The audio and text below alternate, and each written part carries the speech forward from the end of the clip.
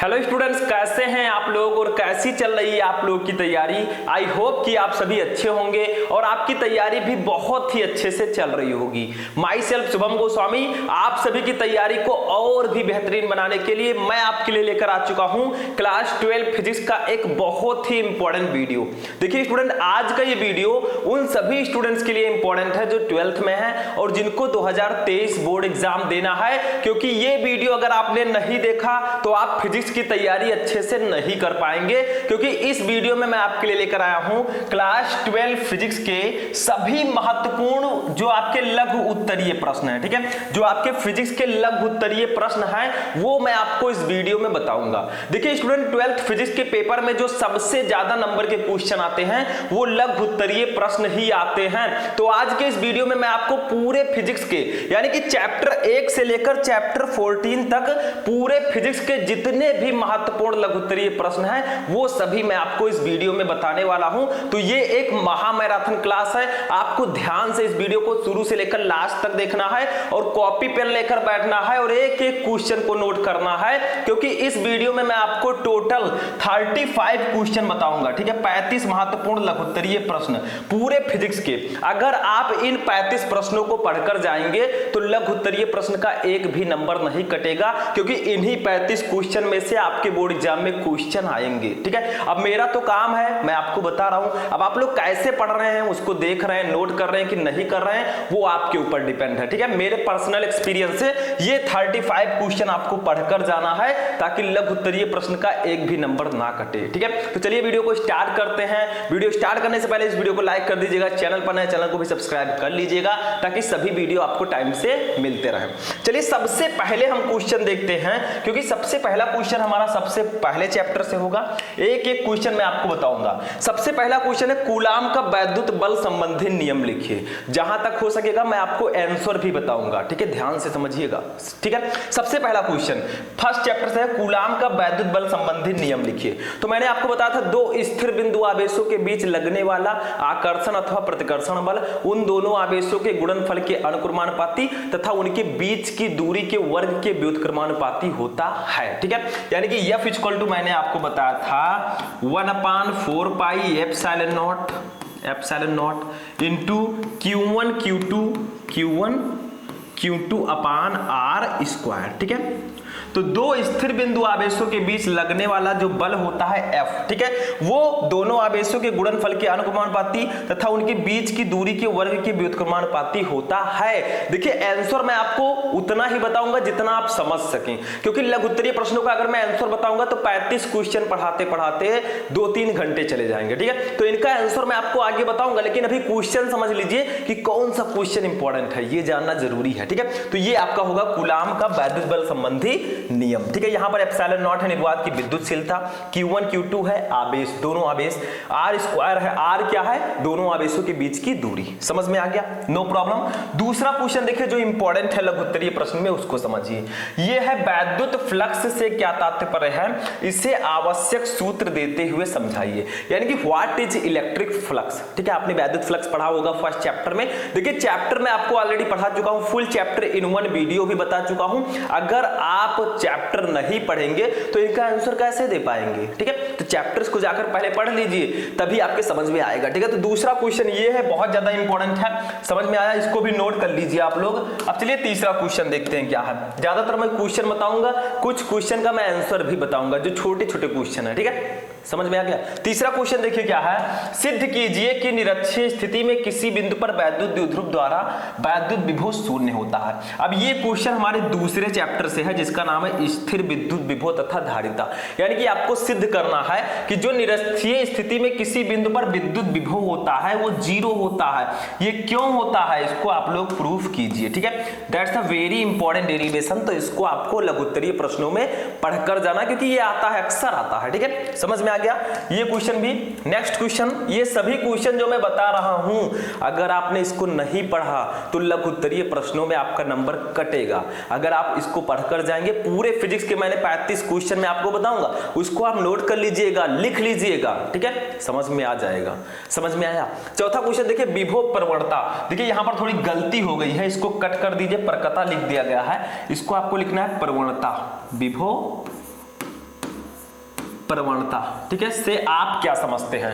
ये क्वेश्चन भी बहुत ज्यादा इंपॉर्टेंट है कि विभव प्रवणता क्या होता है, ठीक है, इससे आप क्या समझते हैं, इसको भी आपको नोट कर लेना है, बहुत इंपॉर्टेंट क्वेश्चन है। आगे मैं आपको बताऊंगा और मैं आपको पहले भी पढ़ा चुका हूं चैप्टर्स में, ठीक है, तो इसको भी नोट कर लीजिए। नेक्स्ट क्वेश्चन देखते हैं, क्वेश्चन नंबर 5, किसी वैद्युत द्विध्रुव के अक्ष यानी कि अनुदैर्ध्य स्थिति पर स्थित किसी बिंदु पर विद्युत विभव का सूत्र ज्ञात कीजिए। देखिए अभी हमने आपको निरक्षीय स्थिति बताया था जिस पर विद्युत विभव 0 होता है, अब आपको अक्षीय स्थिति पर विद्युत विभव का सूत्र स्थापित करना है, ठीक है, यानी कि डेरिवेशन है, और ये डेरिवेशन मैं आपको ऑलरेडी करा चुका हूं। देखिए स्टूडेंट ध्यान से आपको समझना है, क्योंकि जब आप फिजिक्स में ये सभी क्वेश्चन पढ़ लेंगे, आप एक दिन फिजिक्स में 95% प्लस मार्क लेकर आएंगे ना, तब लोग कहेंगे कि हाँ ये बच्चा पढ़ रहा था, क्योंकि लोग आप अपने लक्ष्य को, ठीक है, अपने लक्ष्य को सबसे बताइए मत, उसको करके दिखाइए, क्योंकि आजकल के जो लोग होते हैं वो देखना सुनना कम देखना ज्यादा पसंद करते हैं। अगर आप कहेंगे कि भैया मुझे 90% लाना है बोर्ड एग्जाम में, तो बहुत सारे लोग आपका मजा लेंगे कि अरे ये बच्चा इतना नहीं ला सकता इंटर में, ठीक है, लेकिन अगर आपने उसको करके दिखाया तो सिर्फ वही नहीं दुनिया देखेगी कि हाँ इस बच्चे ने ये करके दिखाया, तो लोग सुनना कम देखना ज्यादा पसंद करते हैं, ठीक है, तो करके दिखाइए। तो क्वेश्चन समझ लीजिए, आगे देखते हैं क्वेश्चन नंबर 6, ठीक है।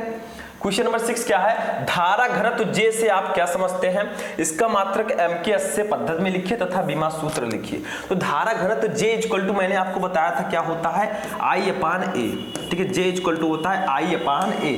अब यहाँ पर हमारे स्टूडेंट बोलेंगे सर यहाँ पर I क्या है, तो ये धारा है, A क्या है, क्षेत्रफल है, तो किसी चालक के एकांक क्षेत्रफल से गुजरने वाली जो धारा होती है उसे धारा घनत्व कहते हैं। सिंपल सा डेफिनेशन, सिंपल सा आंसर। इसका मात्रक क्या होगा, I है, धारा का मात्रक एम्पियर हो जाएगा, ठीक है, एम्पियर। ए है एरिया यानी कि क्षेत्रफल, इसका मात्रक हो जाएगा मीटर स्क्वायर, तो एम्पियर प्रति मीटर स्क्वायर इसका मात्रक हो जाएगा। तो कुछ भी करना नहीं है, सिर्फ समझना है, टॉपिक समझ गए, फिजिक्स में कॉन्सेप्ट समझ गए, उसके बाद सब पता चल जाएगा, सब हो जाएगा ऑटोमेटिक, ठीक है, इसको समझ गए। नेक्स्ट क्वेश्चन देखिए, मैं क्वेश्चन बता रहा हूं, आप लोग आंसर मैं थोड़ा थोड़ा बताता चलूंगा, लेकिन मेरा पर्पस है आपको क्वेश्चन पहले बताया जाए ताकि आप लोग समझ सकें, आप लोगों को ये पता लगा सके कि हाँ मैंने कितनी तैयारी की है। आप लोग इन क्वेश्चन को देखिएगा और खुद से सोचिएगा अपने दिमाग से कि इनमें से कितने क्वेश्चन मैंने तैयार किए हैं, कितने क्वेश्चन मुझे पता है। अगर आपको 30 से 40% क्वेश्चन पता है तो आपकी तैयारी कुछ हुई है, अगर आपको नहीं पता है तो तैयारी नहीं हुई है, ठीक है, तो कर लीजिएगा। नेक्स्ट क्वेश्चन देखिए, किसी सेल के विद्युत वाहक बल से आप क्या समझते हैं, what is the electromotive force of a cell, ठीक है, यानी कि विद्युत वाहक बल ई क्या होता है, ठीक है, तो ई और ऊ सब मैं आपको बता चुका हूं, तो इसको आप लोग बस धैर्य रखिए, मैं आपको पहले भी बता चुका हूं, आगे भी ये क्वेश्चन मैं सॉल्व कराऊंगा। अगर आप लोग इस वीडियो को ज्यादा से ज्यादा लाइक करेंगे, अपने दोस्तों के साथ शेयर करेंगे, तो मैं इन सभी का आंसर भी बहुत जल्द लेकर आऊंगा एक सीरीज में, तो don't forget to like the video, ठीक है। नेक्स्ट क्वेश्चन नंबर 8 देखिए, ठीक है, क्वेश्चन नंबर 8 देखिए, किसी चालक में प्रवाहित धारा तथा इसमें मुक्त इलेक्ट्रॉनों के अपवाह वेग में संबंध स्थापित कीजिए, यानी कि I इक्वल टू होता है NEAVD। ये आपको प्रूफ करना है कि धारा I क्या है, धारा है, N क्या है, इलेक्ट्रॉनों की संख्या, E है इलेक्ट्रॉन पर आवेश, A है क्षेत्रफल, VD क्या है, VD ही है आपका अपवाह वेग, या इसे हम अनुगमन वेग भी कह सकते हैं, अपवाह वेग आप कह दीजिए, अपवाह वेग, या इसी को हम बोलते हैं क्या, अनुगमन वेग। आप लोगों को ध्यान देना है, VD को हम अपवाह वेग भी कहते हैं और अनुगमन वेग भी कहते हैं। इंग्लिश में क्या बोलेंगे, VD, D का मतलब ड्रिफ्ट, V का मतलब वेलोसिटी, तो ड्रिफ्ट वेलोसिटी यानी कि अपवाह वेग, ठीक है, समझ में आ गया। तो यहां पर यही संबंध होता है धारा और अपवाह वेग में, I equal to NEAVD। N है नंबर ऑफ इलेक्ट्रॉन्स यानी कि इलेक्ट्रॉनों की संख्या, E है चार्ज ऑफ इलेक्ट्रॉन, इलेक्ट्रॉन पर आवेश, A है एरिया क्षेत्रफल, VD है अपवाह वेग, या इसी को प्यार से हम बोलते हैं अनुगमन वेग। यही आपको स्थापित करना है, स्थापित मैं करवा चुका हूं। देखिए चैप्टर्स मैंने ज्यादा से ज्यादा पढ़ा दिया है, बस आपको पढ़ना है उसको, ठीक है। Next question number 9 number question देखिए क्या है, विशिष्ट प्रतिरोध की परिभाषा लिखिए, ठीक है। What is specific conductance, English में बोलेंगे, इंग्लिश भी जानते रहिए क्योंकि आगे काम आएगा, यानी कि विशिष्ट प्रतिरोध क्या होता है। तो मैंने बताया था रो इक्वल टू क्या होता है, RA/L, RA/L, यही हमारा विशिष्ट प्रतिरोध होता है, जहां पर रो है विशिष्ट प्रतिरोध और R है प्रतिरोध, A है क्षेत्रफल, L है लंबाई चालक की, ठीक है। तो ये आपका फॉर्मूला होता है विशिष्ट प्रतिरोध का। अब विशिष्ट प्रतिरोध के व्युत्क्रम को हम विशिष्ट चालकता कहते हैं, विशिष्ट चालकता को सिग्मा से डिनोट करते हैं, सिग्मा = 1/ρ। तो विशिष्ट प्रतिरोध की परिभाषा लिखनी है, ठीक है, ये मैं आपको बता भी चुका हूं और आगे भी बताऊंगा, ठीक है। तो ये आप लोग समझिए, फॉर्मूला मैंने बता दिया है। नेक्स्ट क्वेश्चन नंबर 10 क्या है, देखिए, चुंबकीय आघूर्ण की परिभाषा एवं मात्रक लिखिए। भैया हमारे चौथे चैप्टर का क्वेश्चन है ये, गतिमान आवेश एवं चुंबकत्व का, कि चुंबकीय आघूर्ण क्या होता है, ठीक है। इसकी परिभाषा एवं मात्रक आपको लिखना है, ठीक है। बस सिंपल सा है, आप लोग को मैंने बता भी दिया, आगे भी बताऊंगा, ठीक है। क्वेश्चन समझिए, इस वीडियो में क्वेश्चन, मेरे कहने का मतलब है पहले मैं आपको क्वेश्चन बता दूं, आप लोग देख लीजिए कि इनमें से कितने क्वेश्चन मुझे पता है, अपनी तैयारी को देख लीजिए, लास्ट में जरूर बताइएगा कमेंट करके कि हाँ सर मुझे इतने क्वेश्चन पता थे। उसके बाद आंसर तो मेरा काम है, मैं बताऊंगा ही, ठीक है आपको। नेक्स्ट क्वेश्चन नंबर 11 देखिए, बायो-सेवर्ट का नियम समझाइए। इस नियम का उपयोग करके एक वृत्ताकार धारावाही कुंडली के केंद्र पर चुंबकीय क्षेत्र का व्यंजक प्राप्त कीजिए। देखिए ये विस्तृत उत्तरीय प्रश्नों में भी आ सकता है और लघु उत्तरीय प्रश्नों में भी आता है कि बायो-सेवर्ट का नियम क्या होता है, ठीक है। समझ में आया? तो ये आपको समझाना है, ठीक है। तो ये हो गया आपका बायो-सेवर्ट का नियम, ये भी मैं आपको पढ़ा चुका हूं और चैप्टर में भी जाकर आप देख सकते हैं। नेक्स्ट, चुंबकत्व के परमाणुवीय मॉडल की व्याख्या कीजिए। ये आपके 5वें चैप्टर का क्वेश्चन है, चुंबकत्व एवं द्रव्य से, कि चुंबकत्व के परमाणुवीय मॉडल की व्याख्या आपको करनी है, ठीक है, सिंपल सा है। चलिए नेक्स्ट क्वेश्चन देखते हैं, क्वेश्चन नंबर 13 देखिए, चुंबकीय प्रवृत्ति तथा चुंबकशीलता से क्या समझते हैं? सापेक्ष चुंबकशीलता μr तथा चुंबकीय प्रवृत्ति ζm में संबंध स्थापित कीजिए। देखिए स्टूडेंट, ये चैप्टर मैं पढ़ा चुका हूं, आप लोग चैप्टर में जाकर देखिए और मैं आगे आंसर भी लाऊंगा। तो ये क्वेश्चन भी इंपॉर्टेंट है, नोट कर लीजिएगा। क्वेश्चन जितने मैं बता रहा हूं सभी आपको नोट करने हैं, ठीक है। That's a very important question for your board exam, ठीक है। नेक्स्ट क्वेश्चन नंबर 14, फैराडे के विद्युत चुंबकीय प्रेरण संबंधी नियम लिखिए। ये हमारे विद्युत चुंबकीय प्रेरण चैप्टर का क्वेश्चन है, जो हमारा 6 नंबर चैप्टर है, कि फैराडे के विद्युत चुंबकीय प्रेरण संबंधी आपको नियम बताने हैं, ठीक है। बहुत इंपॉर्टेंट है ये नियम, बहुत ज्यादा इंपॉर्टेंट है, तो इसको नोट कर लीजिएगा। क्वेश्चन नंबर नेक्स्ट मतलब क्वेश्चन नंबर 15, ठीक है, क्या है देखिए, भंवर धाराओं के अनुप्रयोग लिखिए। ये आपके है प्रत्यावर्ती धारा चैप्टर के, कि भंवर धाराएं क्या होती है, इसका अनुप्रयोग बताइए, ठीक है। ये भी बहुत ज्यादा इंपॉर्टेंट है, इसको नोट कर लीजिएगा। जितने भी लघु उत्तरीय बता रहा हूं वो सभी इंपॉर्टेंट है, क्योंकि 35 क्वेश्चन मैं आपको टोटल बताऊंगा। अब 35 क्वेश्चन तो आपको तैयार ही करना होगा, क्योंकि बहुत ज्यादा क्वेश्चन आते हैं लघु उत्तरीय प्रश्नों में, तो इसको भी नोट कर लीजिए, ठीक है। क्वेश्चन नंबर नेक्स्ट 16 नंबर, धारावाही परिनालिका के स्वप्रेरण गुणांक का सूत्र स्थापित कीजिए। ये भी प्रत्यावर्ती धारा चैप्टर से है, कि धारावाही परिनालिका के स्वप्रेरण गुणांक का सूत्र आपको बताना है। दैट्स अ सिंपल सा क्वेश्चन, इसको भी नोट कर लीजिए। क्वेश्चन नंबर 17, ठीक है, प्रत्यावर्ती धारा के शिखर मान तथा वर्ग माध्य मूल मान में संबंध स्थापित कीजिए, ठीक है। ये भी बहुत ज्यादा इंपॉर्टेंट है आपके अल्टरनेटिव करंट चैप्टर से, प्रत्यावर्ती धारा चैप्टर से, ठीक है, जो आपका 7 नंबर चैप्टर है। नेक्स्ट क्वेश्चन नंबर 18 देखिए, वैद्युत अनुनाद किसे कहते हैं? श्रेणी अनुनादी परिपथ की सहायता से अनुनादी आवृत्ति के लिए व्यंजक प्राप्त कीजिए। यानी कि वैद्युत अनुनाद क्या होता है? देखिए मैं आपको ये भी बताऊंगा अभी कि किस चैप्टर से सबसे ज्यादा लघु उत्तरीय प्रश्न आते हैं, लास्ट में मैं आपको बताऊंगा। वैसे आपको पता है ये विद्युत धारा चैप्टर हो गया, सबसे ज्यादा लघु उत्तरीय प्रश्न आएंगे। प्रत्यावर्ती धारा चैप्टर हो गया, सबसे ज्यादा क्वेश्चन आते हैं। चुंबक आपका हो गया गतिमान आवेश और चुंबकत्व हो गया, स्थिर विद्युत विभव तथा धारिता हो गया। 3 चैप्टर 4 चैप्टर फर्स्ट फिजिक्स में बहुत ज्यादा इंपॉर्टेंट है, जिनसे विस्तृत उत्तरीय प्रश्न लघु उत्तरीय प्रश्न आते हैं। विस्तृत उत्तरीय प्रश्नों में आपका विद्युत धारा, विद्युत आवेश तथा क्षेत्र, ये सब चैप्टर बहुत इंपॉर्टेंट है, ठीक है। नेक्स्ट क्वेश्चन नंबर 19, ठीक है। देखिए 19 क्या है कि विद्युत चुंबकीय तरंगों के स्पेक्ट्रम को आवृत्ति के बढ़ते हुए क्रम में लिखिए। इस स्पेक्ट्रम के विभिन्न क्षेत्रों की उपयोगिता की अत्यंत संक्षेप में विवेचना कीजिए। यानी कि विद्युत चुंबकीय तरंगों के स्पेक्ट्रम को आवृत्ति के बढ़ते हुए क्रम में लिखना है, फ्रीक्वेंसी के बढ़ते हुए क्रम में लिखना है, ठीक है, असेंडिंग ऑर्डर में। इस स्पेक्ट्रम के विभिन्न क्षेत्रों की उपयोगिता की अत्यंत संक्षेप में व्याख्या कीजिए। बहुत ज्यादा इंपॉर्टेंट है, आपके लघु उत्तरीय प्रश्नों में नोट कर लीजिएगा। हमारे फर्स्ट फिजिक्स के लास्ट चैप्टर से है विद्युत चुंबकीय तरंगे, ठीक है, electromagnetic wave. Next question number 20, अब देखिए 19 क्वेश्चन जो मैंने आपको बताए ये आपके फर्स्ट फिजिक्स से थे, ठीक है, चैप्टर 1 से लेकर 8 तक, शायद 8 ही तक है। तो ये आपके फर्स्ट पार्ट, फिजिक्स का जो फर्स्ट पार्ट है उससे ये क्वेश्चंस थे। इतने में 19 क्वेश्चन आप इससे तैयार कर लीजिएगा, बाकी के क्वेश्चन हम सेकेंड पार्ट से देखेंगे, ठीक है। चलिए उसको देखते हैं। क्वेश्चन नंबर 20 देखिए, ए प्रिज्म कोण वाले, कोण लिख दीजिएगा, कोण वाले प्रिज्म के पदार्थ का अपवर्तनांक cosec a/2 है। न्यूनतम विचलन कोण का मान ज्ञात कीजिए, कोण, ठीक है। तो यहां पर कहा जा रहा है एक न्यूमेरिकल टाइप का है छोटा सा कि ए प्रिज्म कोण वाले प्रिज्म के पदार्थ का अपवर्तनांक जो है, जो अपवर्तनांक n है वो कितना है, cosec a/2, cosec a/2, ठीक है। अब आपको क्या करना है, न्यूनतम विचलन कोण का मान निकालना है, यानी कि डेल m का मान निकालना है, ठीक है। मैं निकलवाऊंगा बहुत जल्दी, अभी आप लोग निकलिए इसको समझ के, ठीक है, अच्छे से समझिए और आप लोग टॉपर निकलिए। नेक्स्ट क्वेश्चन, क्वेश्चन नंबर 21 देखिए, ये भी हमारे किरण प्रकाश की चैप्टर का ही क्वेश्चन है, किरण प्रकाश की एवं प्रकाशिकी यंत्र से, ठीक है। देखिए क्या है कि प्रकाश के अपवर्तन से आप क्या समझते हैं, इसके नियम लिखिए। यानी कि प्रकाश का अपवर्तन क्या होता है आपको ये बताना है और इसके नियम लिखने हैं, ठीक है। What is the rule, law, इसके आपको बताने हैं। तो ये क्वेश्चन भी बहुत ज्यादा इंपॉर्टेंट है। नेक्स्ट क्वेश्चन देखिए हमारा क्या है, तो देखिए स्टूडेंट जो हमारा नेक्स्ट क्वेश्चन है 22 नंबर, मोस्ट इंपोर्टेंट क्वेश्चन, और ये आपके चैप्टर 10 से है, जिसका नाम है तरंग प्रकाशिकी, ठीक है, वेव ऑप्टिक्स।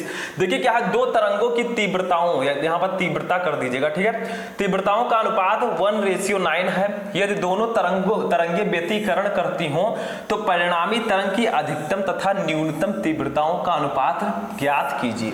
यानी कि आपसे कहा जा रहा है कि दो तरंगे हैं, ठीक है, जिनकी तीव्रताओं का अनुपात 1:9 है, यानी कि 1:9, ठीक है। यदि दोनों तरंगे व्यतिकरण करती हो तो परिणामी तरंग की अधिकतम तथा न्यूनतम तीव्रता आपको निकालनी है, ठीक है। यानी कि maximum intensity and minimum intensity का रेशियो आपको निकालना है, ठीक है। आई मैक्स अपान आई मिन, ठीक है, इनका आपको रेशियो निकालना है। तो ये तो मैं आपको ऑलरेडी बता भी चुका हूं और मैं आपको आगे लेकर आऊंगा, क्योंकि इसमें मैं क्वेश्चंस बता रहा हूं तो ध्यान से समझिएगा, इसका आंसर मैं बहुत जल्द लेकर आऊंगा। क्वेश्चन नंबर नेक्स्ट जो हमारा है 23 नंबर, देखिए ये भी इसी चैप्टर से है। क्या है कि प्रकाश के व्यतिकरण से आप क्या समझते हैं, इसके लिए आवश्यक प्रतिबंध क्या है, ठीक है। यानी कि प्रकाश का व्यतिकरण होता क्या है और इसके लिए प्रतिबंध क्या है, यानी कि जो इसके लिए कुछ शर्त है वो आपको बताना है, ठीक है। तो ये भी मैं आपको आगे क्वेश्चन बताऊंगा। क्वेश्चन नंबर 24 देखिए क्या है, 24 नंबर, व्यतिकरण तथा विवर्तन में क्या अंतर है, ठीक है। इन दोनों में डिफरेंस आपको बताना है कि व्यतिकरण और विवर्तन में क्या अंतर है। ऐसे आपको करना है, इधर लिखना है व्यतिकरण और इधर लिखना है विवर्तन, दोनों में आपको डिफरेंस बताना है कि दोनों में डिफरेंस क्या होता है, ठीक है। ये भी आपके वेव ऑप्टिक्स चैप्टर से ही है, जो आपका तरंग प्रकाश की है, ठीक है। तो ये भी बहुत ज्यादा इंपॉर्टेंट है, इसको भी नोट कर लीजिएगा। जितने भी क्वेश्चन मैं बता रहा हूं सभी को आप नोट कर लीजिएगा और इसका मैं पार्ट वाइज वीडियो लेकर आऊंगा, सभी का आंसर मैं आपको स्टेप बाय स्टेप बताऊंगा, ठीक है, उसमें। और टोटल 35 क्वेश्चन बताऊंगा, इसको आपको तैयार कर लेना है पूरे फिजिक्स से, ठीक है, full physics. Next question, question number 25 क्या है, देखिए प्रकाश वैद्युत प्रभाव के नियम लिखिए। ये आपके चैप्टर नंबर 11 से है, जिसका नाम है विकिरण एवं द्रव्य की द्वैत प्रकृति, ठीक है। यानी कि प्रकाश वैद्युत प्रभाव के नियम लिखिए, यानी कि जब किसी धातु पर, ठीक है, जब किसी धातु के टुकड़े पर प्रकाश पड़ता है तो उससे इलेक्ट्रॉन्स जो निकलने लगते हैं, ठीक है, ये आपका होता है वैद्युत प्रकाश विद्युत प्रभाव। लेकिन इसके नियम आपको बताने हैं कि आखिर कैसे निकलेगा, कब निकलेगा, कितनी फ्रीक्वेंसी की आपकी वेव होनी चाहिए, इसके बारे में आपसे कहा जा रहा है, ठीक है। तो इसको भी नोट कर लीजिए। 25 नंबर क्वेश्चन। 26 नंबर क्वेश्चन देखिए क्या है, प्रकाश विद्युत उत्सर्जन के नियम लिखिए, के लिए आवश्यक शर्तों का उल्लेख कीजिए। यानी कि जो प्रकाश विद्युत उत्सर्जन होता है, मैंने आपको बताया था कि जब किसी धातु के टुकड़े पर, ठीक है, प्रकाश पड़ता है तो इससे इलेक्ट्रॉन्स निकलने लगते हैं बहुत सारे, ठीक है। तो इसी को प्रकाश विद्युत उत्सर्जन कहते हैं। लेकिन इसके लिए आवश्यक शर्त क्या है वो आपको यहां पर लिखना है, ठीक है। तो ये भी बहुत ज्यादा इंपॉर्टेंट है, आगे मैं आपको बताऊंगा इसका आंसर। अब 27 नंबर क्वेश्चन देखिए क्या है, 27, ठीक है, कार्यफलन तथा देहली आवृत्त की व्याख्या कीजिए। देखिए मैंने आपको बताया था देहली आवृत्त क्या होता है, ठीक है, आपतित प्रकाश की वह न्यूनतम आवृत्ति। देखिए ये आपका धातु का टुकड़ा है, तो जो यहाँ पर प्रकाश इस टुकड़े पर पड़ रही है तो इसकी फ्रीक्वेंसी इतनी होनी चाहिए, ठीक है, कि इससे इलेक्ट्रॉनों का उत्सर्जन हो सके, ठीक है, वह न्यूनतम आवृत्ति जिससे किसी धातु के टुकड़े से प्रकाश प्रकाश इलेक्ट्रॉनों का उत्सर्जन हो सके उस फ्रीक्वेंसी, उस आवृत्ति को हम बोलते हैं देहली आवृत्ति। ठीक है, तो इसके बारे में मैं आपको डीपली भी बताऊंगा आगे। पहले क्वेश्चन समझ लीजिए कि कार्यफलन तथा देहली आवृत्ति की आपको व्याख्या करनी है। ये अकेले भी आ सकता है कि देहली आवृत्ति से आप क्या समझते हैं। ठीक है, तो ये आपको क्वेश्चन, ये मोस्ट इंपोर्टेंट है। नेक्स्ट क्वेश्चन, क्वेश्चन नंबर 28, द्रव्य तरंगे क्या हैं? द्रव्य तरंगों की तरंगदैर्ध्य का सूत्र लिखिए। ये भी क्वेश्चन बहुत ज्यादा इंपॉर्टेंट है, इसी चैप्टर से है हमारे विकिरण एवं द्रव्य की द्वैत प्रकृति। तो इस चैप्टर से लघुत्तरीय प्रश्नों के पूछे जाने के चांसेस बहुत ज्यादा होते हैं। ठीक है, और आपका जो तरंग प्रकाश की अभी मैंने बताया और जो किरण प्रकाश की, ये 2-3 चैप्टर बहुत ज्यादा इंपॉर्टेंट है। ठीक है, नेक्स्ट क्वेश्चन 29, देखिए क्या है, हाइड्रोजन परमाणु के लिए बोर की परिकल्पनाएं लिखें। देखिए जो मैंने आपको बताया था परमाणु चैप्टर में, ठीक है, जो आपका एटॉमिक चैप्टर है, परमाणु चैप्टर, हाइड्रोजन परमाणु के लिए जो बोर की परिकल्पनाएं हैं उसकी व्याख्या आपको करनी है। ठीक है, तो ये भी मोस्ट इंपोर्टेंट क्वेश्चन है, आपको फिजिक्स में भी मिलेगा और आपने पहले केमिस्ट्री में भी इसको पढ़ा होगा। ठीक है, बहुत इंपॉर्टेंट है, तो इसको भी नोट कर लीजिए, मैं आगे आपको बताऊंगा। 30 नंबर क्वेश्चन देखिए, नाभिकीय संलयन क्या होता है? ठीक है, नाभिकीय संलयन क्या होता है, इससे क्या तात्पर्य है? ऐसे क्वेश्चन आएगा कि नाभिकीय संलयन से क्या तात्पर्य है, या ऐसे भी आ सकता है कि नाभिकीय संलयन से आप क्या समझते हैं। ठीक है, या नाभिकीय संलयन पर टिप्पणी कीजिए, तो आप लोग, ये क्वेश्चन सेम है। ठीक है, आंसर आपको सेम ही लिखना है। नेक्स्ट क्वेश्चन 31, ठीक है, ये आपका नाभिक चैप्टर का क्वेश्चन है। जो नाभिकीय संलयन मैंने बताया, ये नाभिक चैप्टर का क्वेश्चन है। ठीक है, जो आपका 12 नंबर चैप्टर है। नेक्स्ट क्वेश्चन देखिए, द्रव्यमान क्षति से आप क्या समझते हैं? ठीक है, ये भी बहुत ज्यादा इंपॉर्टेंट क्वेश्चन है, द्रव्यमान क्षति, तो इसको भी नोट कर लीजिएगा। ठीक है, 32 नंबर क्वेश्चन देखिए, नाभिकीय रिएक्टर की रचना व कार्य विधि को समझाइए। यानी कि नाभिकीय रिएक्टर क्या होता है, ठीक है, इसकी रचना एवं कार्य विधि आपको समझानी है। तो ये सब क्वेश्चन मैं आपको बताऊंगा, क्योंकि उस चैप्टर पर अभी मैं नहीं पहुंचा हूं, क्योंकि ये लास्ट चैप्टर है। लास्ट चैप्टर से एक चैप्टर पहले, ठीक है, 30 नंबर चैप्टर है, तो ये अभी मैंने इसको पढ़ाया नहीं है। जैसे जैसे मैं आपको पढ़ाऊंगा आपको सब समझ में आ जाएगा। ठीक है, नेक्स्ट क्वेश्चन देखते हैं, क्वेश्चन नंबर 33 नंबर क्वेश्चन जो हमारा है 33, ये आपका किस चैप्टर से है? ये आपका है लास्ट चैप्टर से, जो आपका है अर्धचालक इलेक्ट्रॉनिकी पदार्थ परिपथ एवं युक्तियां। ठीक है, तो देखिए क्वेश्चन क्या है, देखिए यहाँ पर ऊर्जा रहेगा। ठीक है, क्या रहेगा? ऊर्जा।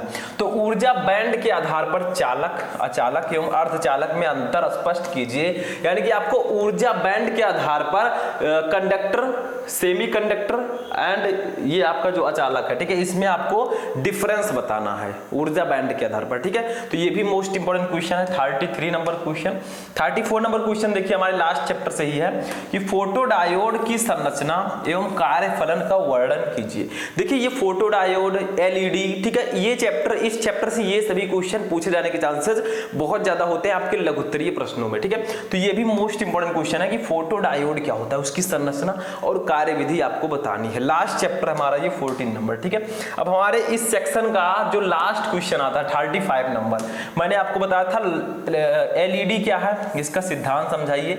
एलईडी में प्रयोग में आने वाले किसी अर्धचालक का नाम लिखिए। ठीक है, what is light emitting diode, LED. ठीक है, तो ये बहुत ज्यादा इंपॉर्टेंट है इस चैप्टर से, और ये हमारा लास्ट क्वेश्चन होगा पूरे चैप्टर का। ठीक है, तो पूरे फिजिक्स के मैंने आपको इस वीडियो में 35 क्वेश्चन बताए। अब देखिए इन 35 क्वेश्चन में से मैंने कुछ क्वेश्चन का आंसर भी बताया ताकि आपको समझ में आ सके। अब इसका जो अच्छे से आंसर जो मैं आपको बताऊंगा वो मैं आगे आपके लिए पार्ट वाइज वीडियो लेकर आता रहूंगा। तो इन 35 क्वेश्चन में से आप लोग बताइए कि इनमें से कितने क्वेश्चन आपके तैयार हैं, यानी कि कितने क्वेश्चन आप ऑलरेडी पढ़ चुके हैं। आप लोग अपने आप को आकिए कि मेरी तैयारी कैसी हुई है। ठीक है, अब तक मैंने क्या पढ़ा है, क्या मुझे 60% या 40% क्वेश्चन के आंसर पता है? अगर आप 40% से ऊपर आपकी तैयारी हो गई है तो ये बहुत अच्छी बात है, क्योंकि बहुत सारे स्टूडेंट ऐसे भी होंगे जिनको इन 35 क्वेश्चन में से 8-10 क्वेश्चन भी नहीं पता है। ठीक है, तो आपको अच्छे से समझना है, ये सभी क्वेश्चन तैयार कर लेने हैं। नहीं समझ में आ रहा है तो मैं आपको बताऊंगा आगे कि आपको कैसे तैयार करना है। पार्ट वाइज मैं वीडियो लेकर आऊंगा, एक एक क्वेश्चन इसमें मैं आपको बताऊंगा। ठीक है, तो कैसा लगा आपको ये इंटरेस्टिंग वीडियो, कमेंट करके बताएं। हम मिलेंगे किसी नेक्स्ट वीडियो में नेक्स्ट टॉपिक के साथ, तब तक के लिए जय हिंद।